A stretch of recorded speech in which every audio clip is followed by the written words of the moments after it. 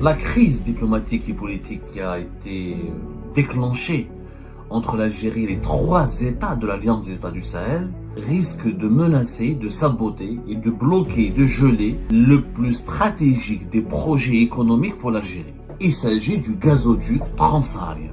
Si on se dispute avec les États du Sahel, parmi lesquels il y a le Niger, c'est que le projet du gazoduc transsaharien va tomber à l'eau. C'est le projet énergétique en ce moment le plus important de l'Algérie. Si on va rompre nos relations diplomatiques avec le Mali, et si le Niger se solidarise avec le Mali, va emboîter le pas au Mali, il va rompre, il pourrait geler, il pourrait bloquer le projet du gazoduc transsaharien. S'il ne passe pas par le Niger, ce projet il est mort. L'Algérie, c'est la première période, parce que le Nigeria, si l'Algérie ne prend pas son gaz, il va ramener des invalides, il va faire un gazoduc avec le Maroc. Ça s'appelle le gazoduc Afrique-Atlantique, qui lui va coûter beaucoup plus cher, qui est beaucoup plus compliqué à mettre en place, parce qu'il doit passer par 13 pays. Mais si le Nigeria ne va pas faire son gazoduc avec l'Algérie, il va pas attendre l'Algérie. Vous avez compris, je vais le faire avec les Marocains. Les Marocains, ils ont derrière eux les Émiratis, les Saoudiens, les Américains, ils trouveront les sources de financement. C'est beaucoup d'argent, mais ce sera de l'argent qui sera récupéré. Or, si l'Algérie ne fait pas ce gazoduc, je vous assure qu'on peut être dans la merde à partir de 2028-2027. La crise diplomatique et politique qui a été déclenchée entre l'Algérie et les trois États de l'Alliance des États du Sahel, à savoir le Niger, le Mali et le Burkina Faso, risque de menacer, de saboter et de bloquer, de geler pour un nombre d'années encore extrêmement long, le plus stratégique des projets économiques pour l'Algérie. Il s'agit du gazoduc transsaharien. On oublie que les Algériennes et les Algériens, je vois dans leurs commentaires par rapport à cette crise, ils narguent les pays subsahariens, ils insultent les ressortissants des pays de l'Afrique subsaharienne, ils insultent les Nigériens et les Maliens, ils les regardent de haut, en estimant que l'Algérie n'a pas besoin de ces pays pauvres, de ces pays miséreux, et qui aujourd'hui accusent l'Algérie d'exporter du terrorisme, de parrainer le terrorisme, et qui se permettent d'insulter ou de provoquer ou de défier l'Algérie. On oublie, Ejma'a, que nous avons des intérêts économiques extrêmement et des intérêts géostratégiques. L'économie n'est pas uniquement une activité de création de richesse et de partage de richesse, c'est aussi une affaire de géostratégique, c'est une affaire de sécurité nationale, c'est une affaire de survie, c'est une affaire de puissance, c'est une affaire de sécurité. Le gazoduc transsaharien, si on se dispute avec les États du Sahel, parmi lesquels il y a le Niger qui est totalement solidaire et qui forme avec le Mali la même confédération depuis 2024, depuis juillet 2024. Je ne cesse de l'expliquer que si les États du Sahel ont décidé le 6 avril de rappeler ensemble leur ambassadeur en Algérie et d'accuser l'Algérie de parrainer le terrorisme et de déstabiliser toute la région en refusant, en se mettant du côté des rebelles armés qui défient, qui refusent de rendre les armes au Mali, c'est parce qu'ils forment ensemble la même confédération. C'est devenu le même territoire. Le Mali, le Niger et le Burkina Faso, depuis le 6 juillet 2024, sont une organisation de confédération. C'est une confédération. Ils luttent ensemble contre les agressions, menaces d'agression extérieure. Ils luttent ensemble contre les groupes armés terroristes. Ils ont une politique étrangère commune. Ils ont ils essayent d'harmonier leur législation commune. Et ils ont les mêmes projets de développement et les mêmes projets. C'est une confédération. C'est une sorte d'union. Ce que nous n'avons pas pu faire, nous, au Maghreb, entre le Maroc, la Tunisie, la Libye, la Mauritanie, là, le Mali, le Niger et le Burkina Faso ont décidé de le faire, de créer une véritable confédération, une commune. Peut-être demain une monnaie, ils essaient d'étudier la possibilité d'une monnaie commune, d'une économie commune, d'un territoire commun. C'est un projet très ambitieux. Sauf qu'en se disputant avec, en ayant, je crois que dans les jours à venir, on l'a expliqué dans une précédente émission, si la situation demeure très tendue avec le Mali, avec la fermeture de l'espace aérien algérien pour les avions en partance à destination du Mali, et la fermeture de l'espace aérien malien pour les avions en partance à destination de l'Algérie, c'est une première étape vers la rupture des relations diplomatiques. Si l'Algérie va rompre ses relations diplomatiques avec le Mali, c'est qu'elle va compromettre aussi, elle va hypothéquer, elle risque aussi de subir une rupture des relations avec le Niger, qui forme la même confédération, qui est le frère jumeau. Le Niger, c'est le frère jumeau du Mali. Si on a des relations mauvaises avec le Niger, qu'est-ce qui va se passer? C'est que le projet du gazoduc transsaharien va tomber à l'eau. Et pourtant, le 11 février 2025, l'Algérie, le Nigeria et le Niger ont signé un accord important pour l'accélération de la réalisation du projet du gazoduc transsaharien, le fameux TSGP, Trans-Saharan Gas Pipeline, en anglais, long de plus de 4000 kilomètres, qui doit permettre d'acheminer le gaz du Nigeria jusqu'à l'Europe en passant par l'Algérie. C'est le projet énergétique le plus important du continent africain. Et c'est le projet énergétique en ce moment le plus important de l'Algérie. Il faut comprendre ce que c'est que malheureusement, ce projet n'est pas suffisamment bien expliqué. Le TSGP, c'est 4128 kilomètres. C'est un gazoduc de 4128 km. Il doit pouvoir transporter entre 20 et 30 milliards de mètres cubes de gaz depuis les réserves de gaz naturel du Nigeria pour les amener jusqu'à l'Algérie, plus exactement jusqu'à Hassermel. Et c'est l'Algérie qui va utiliser ensuite ce gaz pour le transporter via son gaz naturel, via ses gazoducs. Elle dispose de 2 gazoducs, le Medgaz via de l'Algérie vers l'Espagne et le Trans-Méditerranean Gas Pipeline qui passe par la Tunisie pour aller vers l'Italie. Il y a même une étude en cours pour réaliser un 3e gazoduc qui était prévu depuis des années, le Galzi, qui va directement de l'Algérie vers l'Italie, qui devait passer par la Corse à un moment donné, mais qui est tombé à l'eau au cours des début des années 2000, le Galzi. Ça s'appelle le Galzi, qui dans l'étude est en train d'être... elle a été reprise un petit peu. On parle aujourd'hui de la relance du Galzi pour offrir un 3e gazoduc qui permettra à l'Europe de s'approvisionner directement auprès de l'Algérie avec le gaz, en utilisant le gaz du Nigeria. C'est un projet stratégique. On va l'expliquer. C'est quoi les enjeux de ce projet? L'Algérie a des réserves de gaz qui sont en train de diminuer. On est le premier producteur de gaz en Afrique, c'est vrai. Et on est parmi les 10 plus grands producteurs de gaz au monde. Sauf que nous avons des réserves qui baissent, qui sont en train de diminuer. Nous avons une production de pratiquement 138, 136 milliards de mètres cubes. Or, nous avons uniquement 50 milliards de mètres cubes, même pas 50 milliards de mètres cubes qui sont destinés à l'étranger, à l'exportation. La majorité, plus de 65% du gaz naturel que nous produisons, est destiné au marché local. Parce que nous sommes un pays, 99% de notre électricité, elle est basée sur la production de notre électricité, elle est basée sur le gaz naturel. Et nous avons une consommation domestique du gaz à travers les réseaux du gaz de ville, ce qu'on appelle nous le gaz de ville, pour la consommation domestique, pour le chauffage, pour la cuisson, etc. Et pour nos besoins économiques et industriels, nous consommons énormément de gaz.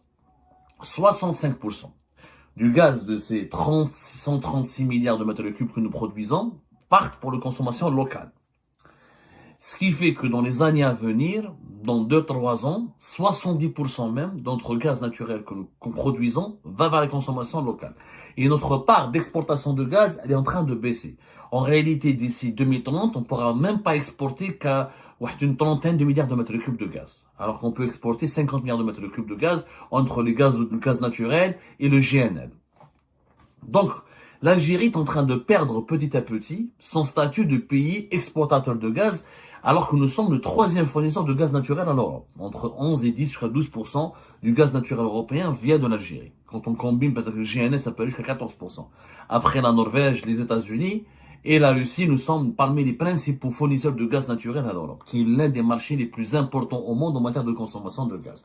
Sauf que quand nos capacités d'exportation vont baisser, on risque de perdre beaucoup d'argent, puisque le gaz, au lieu d'être exporté, au lieu de gagner des devises, on sera obligé de le donner au marché local. Donc, c'est des revenus qui sont, faut savoir, plus de 55 à 60% de nos exportations, ça vient du gaz naturel. C'est-à-dire que sur les quarantaines de milliards de dollars de nos exportations des hydrocarbures, il faut compter presque une 30 milliards de dollars, presque une 25, 50 à 60%. Pour une trentaine de milliards de dollars qui vient directement du gaz naturel et du GNL. Le pétrole, on n'exporte pas beaucoup de pétrole. Il faut savoir que notre production des hydrocarbures, le pétrole brut ne représente que 26%. 64% c'est le gaz naturel. Et nous exportons à peine 400 000 barils de pétrole. On a une capacité de moins de 1 million de barils par jour. Et comme nous sommes un pays qui est presque, on est en train d'atteindre petit à petit les 50 millions d'habitants, nous utilisons aussi beaucoup de notre pétrole pour la consommation locale. Sur les 900 000 barils de pétrole que nous produisons, 400 000 et quelques, presque la moitié, sont dirigés vers le marché local. Et la même chose, comme pour le gaz, d'ici 2030, dans les années à venir, nous sommes en 2025, durant les 5 années à venir, 70 à 80% des barils de notre capacité de production de pétrole sera pour le marché local. Dans 2-3 ans, on dépassera les 50 millions d'habitants. Donc, l'Algérie ne pourra plus exporter beaucoup de pétrole et de gaz, à moins que on va se lancer dans l'exportation du gaz de schiste, mais on perd beaucoup de temps. On ne pourra pas être prêt d'ici 2030. Il faut des dizaines de milliards de dollars d'investissement. C'est énorme. Et nos réserves ne nous permettent pas de continuer à la fois d'exporter beaucoup de gaz conventionnel et de satisfaire les marchés locaux, la consommation locale. Il faut savoir que nous avons 4300 millions de mètres cubes de temps équivalent pétrole. À peu près 55% de nos réserves, c'est du gaz naturel. Mais le pays le plus important sur le continent africain, qui a le plus importante réserve de gaz, c'est qui? C'est le Nigeria. Le Nigeria, c'est la première réserve naturelle. On parle de réserve prouvée de gaz naturel, c'est le Nigeria. Le Nigeria ne produit pas beaucoup de gaz. Le Nigeria, c'est le premier producteur de pétrole. Le Nigeria, c'est un grand pays de 220 millions d'habitants. Ils ne consomment pas beaucoup localement le gaz parce qu'ils consomment beaucoup plus le pétrole, le charbon, etc. Le gaz, ils ne l'utilisent pas massivement comme nous. Alors que nous, les Algériens, on utilise massivement notre gaz bien avant l'indépendance, ensuite beaucoup plus massivement depuis les années 70 et la nationalisation des hydrocarbures. Au Nigeria, c'est un pays important de pétrole. Sa capacité de production, elle était pratiquement 2 millions de barils par jour. Et elle a baissé pour atteindre en gros 1,7 million, 1,2 million, 1,7 million, entre 1,2 million, 1,7 million barils de pétrole depuis 2024. Presque 2 millions de barils par jour. Le Nigeria s'est toujours appuyé sur son pétrole. Ses réserves de gaz, il a 133 années de production de gaz au rythme de 2022. La production de gaz au Nigeria, elle est entre 44 et 45 milliards de mètres cubes par an. C'est pas beaucoup par rapport au 136. C'est le 3e producteur de gaz naturel sur le continent africain après l'Algérie et l'Égypte. Sauf que le gaz au Nigeria n'est pas beaucoup consommé localement. Et qu'avec beaucoup d'investissements, ils peuvent doubler. L'objectif de ce train gazoduc est de prendre le gaz qui est des réserves du Nigeria pour amener entre 20 jusqu'à 30 milliards de mètres cubes chaque année vers l'Algérie. L'Algérie, elle a des infrastructures, même quand demain on n'aura plus assez de gaz à exporter vers l'Europe et pas assez de gaz à produire pour l'exporter vers l'Europe. On a les infrastructures nécessaires. On a 2 gazoducs, mais on avait 3 gazoducs, mais on a fermé le gaz Maghreb-Europe, c'est une connerie, mais ça c'est un autre sujet. Mais on a déjà 2 gazoducs, le Transmed et le Medgaz. On parle de la relance du gazoduc, le Galzi, on peut construire un autre gazoduc, mais on a surtout les infrastructures nécessaires. On a le réseau de canalisation, depuis Hassermel jusqu'au nord du pays, on a les terminaux. On a les terminaux gaziers de Erzieux et de Skikda, et surtout, on est fort dans le GNL.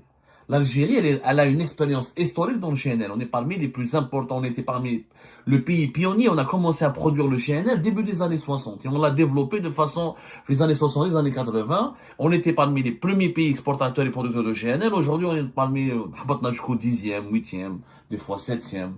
On a été dépassé par l'Australie, les États-Unis, le Qatar, même le Nigeria est en train de faire du GNL. Mais on a une capacité importante de production de GNL. Pourquoi? Parce qu'on a 4 usines de production de GNL, 3 à Erzieux et 1 à Skikda. Donc, avec cette capacité, et on a 3 ports pétroliers qui sont dotés d'une capacité pétrolière et gazier. Fibjaya, Skikda et Erzieux. Et nous avons donc la capacité de prendre le gaz du Nigeria, de l'acheminer vers l'Europe ou de le transformer en GNL, en gaz naturel liquéfié, d'utiliser les méthaniers pour l'envoyer, pour l'exporter vers d'autres pays, y compris en Europe ou jusqu'au bout de l'Asie. Donc, grâce à cette infrastructure industrielle importante qui est beaucoup plus développée en Algérie qu'au Nigeria, le gaz du Nigeria peut être utilisé, peut être rentabilisé. Donc le Nigeria il est gagnant et l'Algérie elle est gagnant. Ce projet date de 2009. Mais l'idée remonte aux années 80. Et pour que le gazoduc transméditerranéen, le transsaharien, pour le gazoduc transsaharien puisse voir le jour, il faut qu'il passe par un pays qui est le Niger. Parce que l'Algérie n'est pas frontalière avec le Nigeria. Entre l'Algérie et le Nigeria et le Niger. Il y a un projet, ça va coûter une quinzaine de milliards de dollars, la totalité. Alors, ce projet, le tracé, il doit passer donc 1300 km, 1037 km, ça va passer par le territoire du Nigeria, et 841 km par le territoire du Niger, et 2310 km par le territoire de l'Algérie. Le problème, c'est que si on se brouille avec le Niger, si on va rompre nos relations diplomatiques avec le Mali, et si le Niger se solidarise avec le Mali, va emboîter le pas au Mali, il va rompre, il pourrait geler, il pourrait bloquer le projet du gazoduc transsaharien. Les 840, le tracé du gazoduc transsaharien qui passe par le Niger, qui sera au moins 850-841 km, pourrait être bloqué. Ça pourrait pas se faire. Et s'il ne passe pas par le Niger, ce projet, il est mort. Il est complètement mort. Si le projet il est mort, tous les efforts de l'Algérie qui ont été consentis ces dernières années vont tomber à l'eau. On a signé le 11 février un accord important pour l'accélération du projet. On a parlé en juillet 2022, les trois pays, l'Algérie, le Niger, le Nigeria ont signé lors d'une réunion ministérielle un protocole d'accord pour la construction de ce gazoduc. Il y a eu une date de mise en route la date de mise en route n'a pas été fixée, mais il faut savoir que ce projet a connu beaucoup depuis le début de la guerre, depuis 2022, les trois pays ont accéléré les pourparlers et les négociations pour construire le gazoduc. Parce qu'il y a la crise énergétique de l'Ukraine, et on a tous vu que les prix du gaz ont explosé. Donc le Nigeria est très intéressé, le Niger est aussi très intéressé, sachant que ce projet sera 99%, le gazoduc sera 99% géré par l'Algérie et le Nigeria, et 10% par le Niger, mais les trois pays sont gagnants. Mais à condition que les trois pays s'entendent bien entre eux. Si le Niger fait faux pas, il dit ok, je travaille plus, je collabore plus avec l'Algérie, je suis solidaire avec lui, il bloque avec le projet. Le projet ne verra pas le jour. Or, c'est un projet stratégique, on a perdu beaucoup de temps. L'accord de ce projet est né officiellement en 2009. C'est en 2009 qu'on a signé le premier accord pour faire ce projet-là.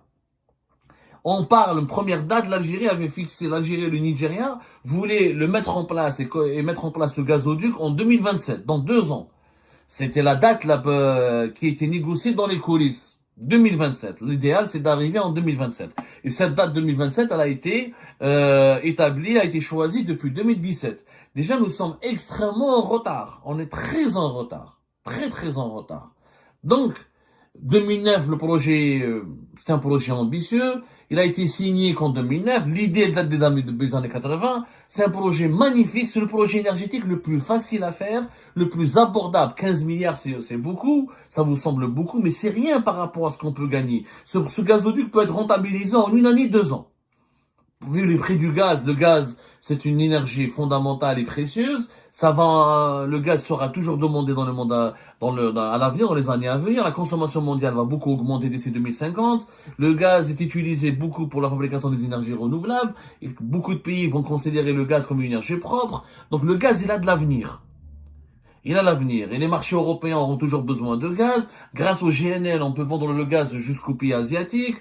On a la capacité vraiment de faire de ce projet un projet extrêmement rentable. Il n'y a pas ça rentable. 15 milliards, c'est rien. Le Maroc veut construire un gazoduc avec le Nigeria qui va lui coûter plus cher, 25 milliards de dollars. Mais c'est un projet rentable. Le bloquer, le ralentir ou le compromettre est un véritable crime contre les intérêts de l'Algérie. L'Algérie, c'est la première perte, parce que le Nigeria, si l'Algérie ne prend pas son gaz, il va ramener des invalides, il va faire un gazoduc avec le Maroc. Même si le gazoduc avec le Maroc est le projet concurrent, c'est le gazoduc avec le Maroc. Gazoduc avec le Maroc, comment il s'appelle déjà, j'ai oublié son nom, gazoduc. One minute please, il a un nom un peu compliqué. Ça s'appelle le gazoduc Afrique-Atlantique, qui lui va coûter beaucoup plus cher, qui est beaucoup plus compliqué à mettre en place, parce qu'il doit passer par 13 pays, il doit contourner le Sahara, et passer par toute l'Afrique de l'Ouest pour aller jusqu'au Maroc. C'est un projet qui est beaucoup plus cher, et on ne sait pas comment il va être financé. Alors que le gazoduc transsaharien, c'est 4300 km, le gazoduc maroco-nigérien, c'est plus de 5600 kilomètres. C'est même presque 6000 kilomètres. Il lui faudra peut-être 25 ans pour être réalisé. Alors qu'entre l'Algérie et le Nigeria, c'est facile. L'Algérie, elle a déjà les infrastructures nécessaires. Le Nigeria, il a déjà quelques infrastructures. Il faut juste un peu de financement et des constructions et des travaux un peu rapides et ça sera mis en place.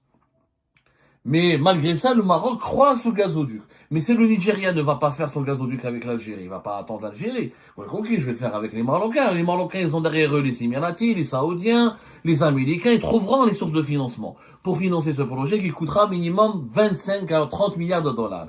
Mais le gaz, c'est pas grave, le gaz, c'est beaucoup d'argent, mais ce sera de l'argent qui sera récupéré. Or, si l'Algérie ne fait pas ce gazoduc, je vous assure qu'on peut être dans la merde à partir de 2028-2027.